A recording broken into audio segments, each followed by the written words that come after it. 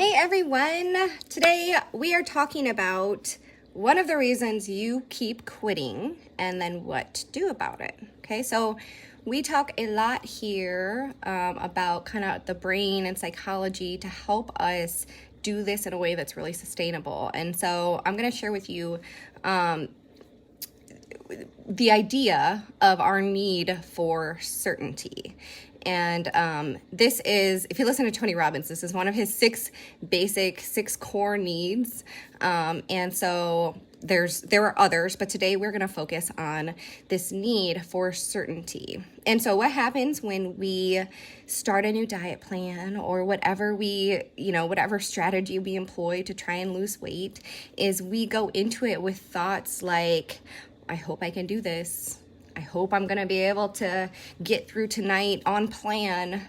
I don't know how I'm going to stick to 1,200 calories, or I don't know how I'm not going to eat Oreos every night like I typically do. I binge every day. I don't know how I'm not going to do that, right? We go into it with these thoughts that create a lot of uncertainty in our lives, right? They kind of, if you find yourself kind of always thinking about food when you're on a diet plan like this, it's usually thoughts like that where you're like, oh, okay, made it through lunch. I hope I can get through dinner okay, and it makes it really challenging because we do have this kind of need for certainty. So when things get challenging, as they do, life, right?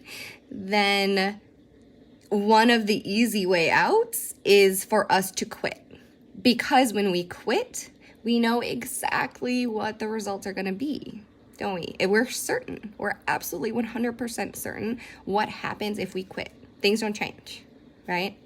Whereas when we are on whatever plan we're on, we're constantly uncertain about what's going to happen. And so when we get stressed, we balance that right out.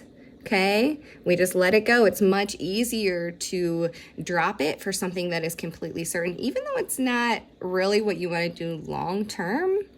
It kind of satisfies that need when you are, when life is rough, right? Okay, so instead of doing it this way, where we really have to start with this is the plan. Whatever your plan, your strategy is, I talk a lot about how instead of saying things like, I'm cutting out sugar, I'm cutting out XYZ, what are we adding? Okay, what are we adding? And then when you look at your plan for, the day, how doable does it look for you? Because I need you to be like 95% certain that you can do this.